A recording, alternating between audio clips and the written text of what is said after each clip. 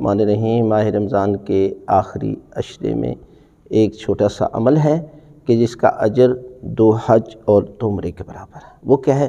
وہ ہے اعتکاف۔ اعتکاف کی کچھ شرائط ہیں۔ پہلی شرط یہ ہے کہ روزہ ہو، روزے کے بغیر اعتکاف نہیں ہوتا۔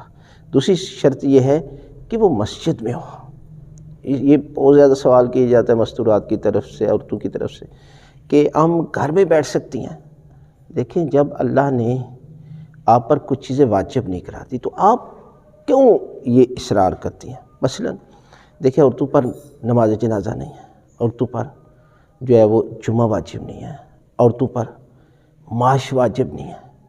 اسی طرح جو ہے یہ اعتکاف بھی واجب، یعنی یہ تو سنت موقتہ ہے، اعتکاف ایک نفلی عبادت ہے۔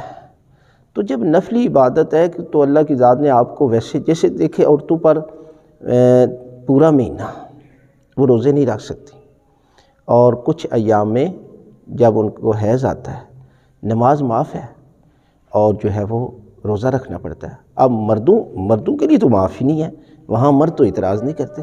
اس لیے یہ آپ نفلی عبادت ہے، آپ مسجد کے علاوہ ہے نہیں، لیکن یہ ہے کہ آپ گھر میں بیٹھ کر ذکر خدا کریں، قرآن کی تلاوت کریں، یہ ان دنوں میں، لہذا یہ کم از کم 3 دن اور زیادہ سے زیادہ 10 دن ہوتا ہے۔